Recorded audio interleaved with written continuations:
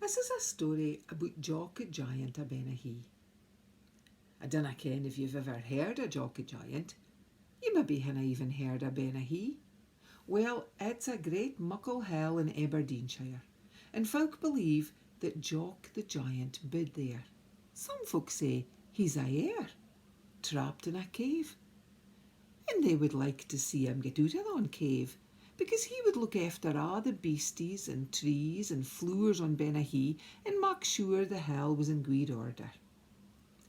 But others say it wouldn't be a good idea for Jock to win out of the cave, for files he had a bit of a temper.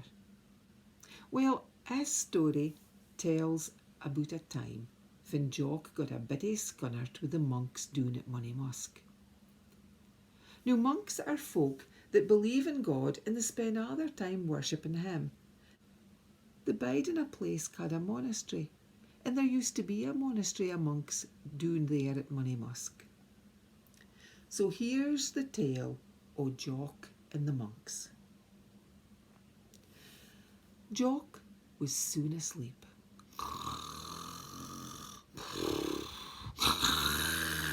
Van Ardens, there was this almighty soon. Praise be to God. Ah, losh be here, said Jock. It's happening again. Kennis, I've got a dirling sair heed, my lugs are ringing, and there's bags aneath my een. I canna get ony beauty sleep for thon monks. Ilka day at 4 o'clock in the morning they're at it. Ach, I'm fair scunnert weet. I've had enough. I'm going to do something about it. So Jock got up and thumped across the top of Bennachie until he found this muckle steen. It was the biggest boulder you've ever seen, big even for a giant. Well, Jock bent down and he shoved and struggled and pecked and panted, and eventually, using all his strength, he managed to heave the muckle steen up onto his shoulders. Ance he'd steadied himself, he took aim and he let fling, and his steen went hurtling down the hill recht towards the monastery.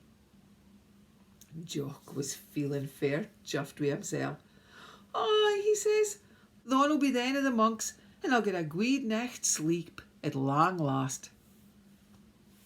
Well, the steen was hurtling down towards the monastery, and just at thon very minute there was a learner monk belting across the cloisters at a rare speed. He was late, and it wasn't the first time either. He kent the abbot, the head monk, was going to be ill-dean with him. Aye, the abbot wouldn't be pleased of a', and the wee monk was gey worried about fit micht happen to him. So he was running towards the kirk, hoping he'd manage to sneak in without anybody seeing him. Well, he was halfway there when he catched a glimmer of something out of the corner of his eye. It was a great muckle steen hurtling recht towards him. Oh, mighty, he thought, that steen's going to land recht in the kirk and squish us all to smithereens. We'll be flat as a bannock. Well, if he was running fast afore, he ran twice as fast now, and he flung open the kirk doors and he shouts in, there's a great muckle steen heading recht towards us and it's going to squish us all to smithereens. We'll be flat as a bannock. Recht awa, the monks got down onto their knees and started to pray. Lord, please save us fae the steen. At the very second they opened their mouths, the steen stopped, recht there in mid-air. It hovered for a while, and then dropped splash into the river Don.